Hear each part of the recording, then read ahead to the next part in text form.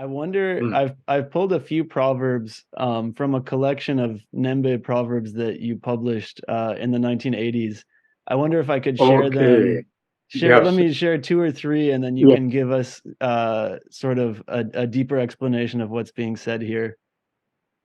Okay. Okay. Okay. Yes. So the first one I'll share states that the reed bows its head to the flood. Uh, that is uh, something that Huxley uh, teaches uh, that you acknowledge the authority of those who are legitimate and proper uh, leaders, rulers, family heads, and so on. That you should, as if you have bent your head for them and accept their legitimate authority. And actually, that's it. We are like a natural law. It's a very important problem, and it's used very regularly in the communities. And of course, right from the environment,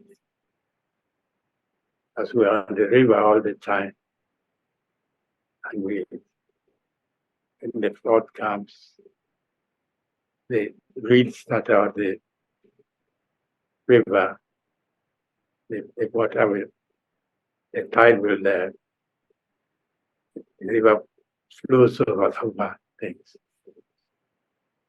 And yeah, younger people, community, with respect, bow the head as it were to their elders. The community should do the same to their rulers or leaders, legitimate leaders. And it's given as a natural thing. That is the order of nature. Mm-hmm. Wow. Yeah. Wow. There's another proverb which says, an infertile dog does not reject the advances of any dog. Well,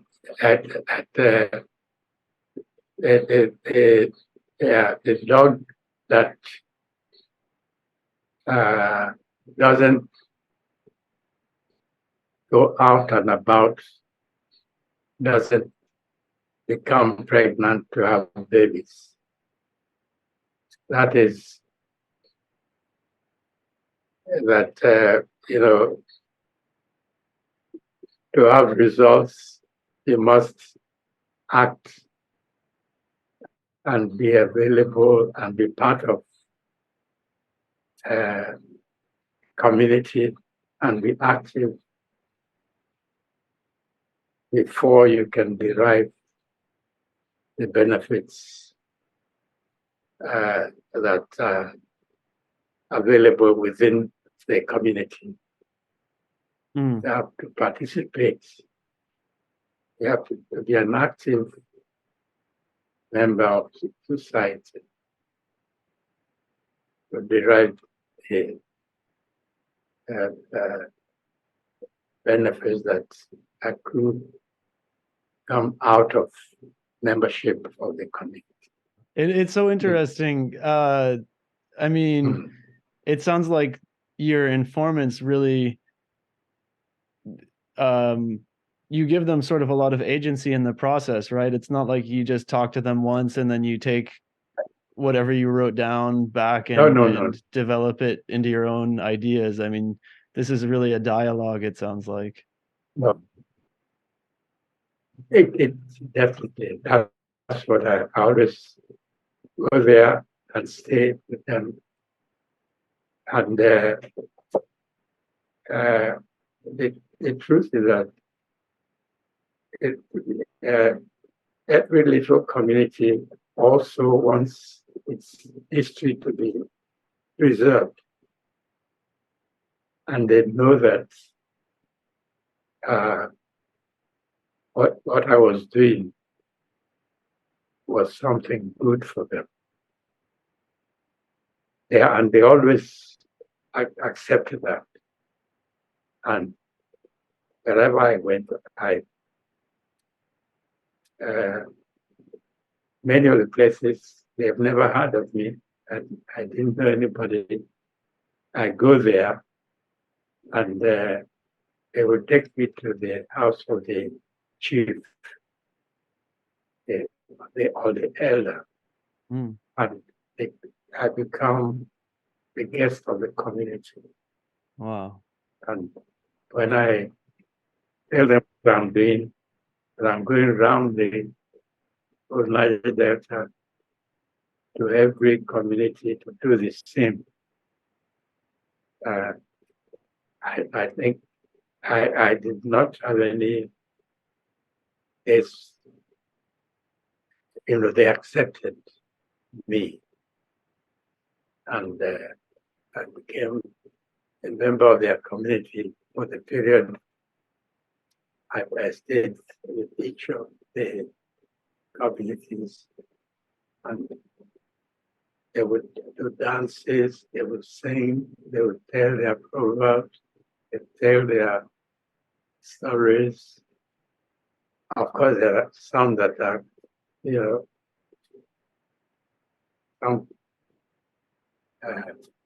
there's a community that says they didn't come from anywhere. They are founder dropped from the sky. And that's the story that they have been telling all the time.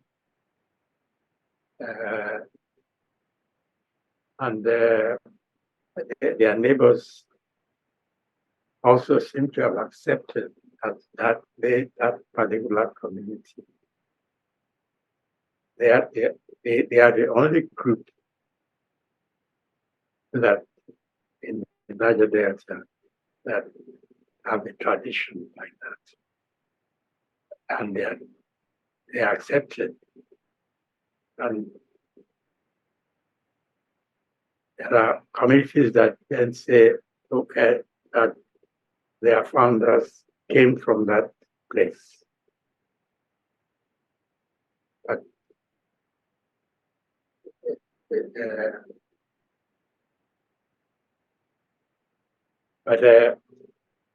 what I've done in that particular case is not only have I talked with the priests, the elders, and the young people and so on, but I've carried out archaeological excavations in that place and find that indeed, in terms of age of settlement, they are among the oldest. So I've tried wherever I go, I listen to all groups, young, old, men, women, societies, and so on. Then also add to them these stories that their neighbors tell about them, so on, and analyze and assess, and then put all of them together. Amazing. So, yeah, yes, we've done some archaeological excavations and produced a book, A History of the Niger Delta. I also want to ask, sort of about this issue of interpreting traditions. Like you're saying about the tradition of somebody dropping from the sky. I also recall from that book that a lot of communities' traditions hold that there was a past fissure in the community where one community broke off from another and formed a new community, often following the improper distribution of meat, often after a dweeker hunt. I mean, sort of a couple questions. Why are there so many stories like this? And should we take them at face value? If we don't take them at face value, what should we make of them? We don't take them as face value. All I interpret that to mean that hunting was something that they took seriously, but they probably don't remember their own traditions of migration. So that is a stereotypical story. That I think when I go to a place and ask them, and they have not been careful in remembering or their traditions, but they know that the group of villages, this one is the older one, and people move from this to that, and they no longer remember the circumstances that it was this type of thing they would say. So that's the way I've interpreted the story of sharing of meat. Yes. So there are other stories like that when you don't remember, you can just use that to complete your story. But I don't believe that animal sharing of soup was the real thing that caused their spreading out and moving out of places. And so, yeah. It's so interesting. That's how I mean, yeah. No, I don't believe that it was always truly sharing of meat product. Just out of curiosity, do you think that was ever the case even in one of these stories? Now, you can see that I've also, as I've told you, made every effort to do some excavations. And I've been also assisted by one of my colleagues who's unfortunately no longer with us, Professor K. Williamson of the UK. She has studied the languages of the Delta, and she has developed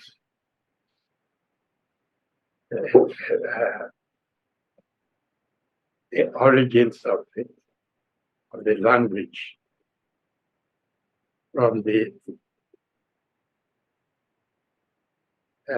Futajalon area. I said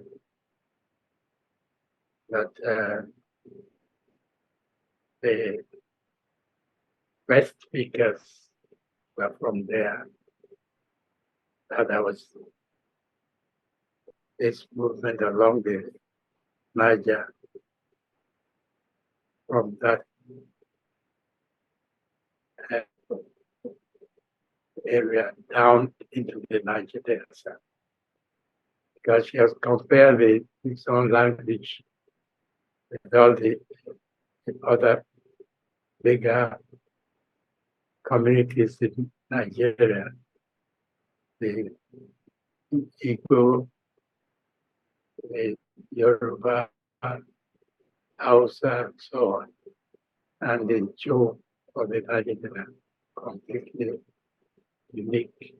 So different. But the original that is trace distinct to the gives them. So I've tried to use the insights that I can get from other sciences. I don't think you have read any of those theoretical papers on the methodology. You have not seen them. No, I've read a few of your books and a few papers, but I'm not sure I saw the ones that you're mentioning. So that's the sort of thing I've tried to do. That is, record the traditions in detail from all groups and their cultural institutions and so on. But I've also tried to, in fact, I sent somebody to go and study and get a PhD in archaeology in order to come, so that we have actually done a few excavations. And then this lady, K. Williamson, came from the UK and stayed inside the Delta, studied the language, and really became very well known. And we have used our insights also to flesh out and hold these stories together. Yeah, you mentioned in A History of the Niger Delta about some of the use of linguistic data, some of the use of archaeological findings to help further your analysis and interpretation of the oral traditions. It's very interesting. And I want to ask too, I mean, speaking of the Niger Delta area, you've written that Nembe is a matriarchal society. I want to ask, what does this status of being a matriarchal society mean to different members of that society? And also, if you could share some reflections based on personal experience, because I understand that you actually lived in an environment of a matriarchal society for part of your childhood. Yes. And, like taking my own case, for example, my father was a chief in the headquarters in Nembe, but my mother was from Okpoma, a smaller section of the Nembe group. So when my mother became pregnant, my father sent her to her mother. And I was born in the village of my grandmother. That is sort of, the idea is that my mother, my mother's family, that's where I actually belong. I belong. But eventually, of course, matriarchal societies are very complicated arrangements of bringing children up. And the community itself has, and of course, the influence of surrounding communities and we're the only people in Nigeria who have this system. So the influence of our neighbors and so on. And now it has been changed. It is gradually changed. And of course, the influence of the colonial authorities and Christianity. So the pressure so that the system has gradually broken down, and now it's completely changed. So that my father, at age 5, he now withdrew me from my grandmother and put me to school in his name. And that's what I'm having. And actually, at this moment now, the whole system has, that the patriarchal system is completely broken by the influence. So it has reversed, so that I'm now also a chief in my own father's family. Sorry, you said on your father's side you became a chief, or on your mother's side? Father's side. I've taken father's name and chieftains. Oh. But previously it was never a part of. I had to take from my grandmother's, my mother's place. Wow. So at this moment now, the influence of Christianity, colonialism, whatever, and even internal pressures. So it's no longer operating. That's completely been changed. We have become like every other Nigerian community where you do everything through your father. Now the chief actually.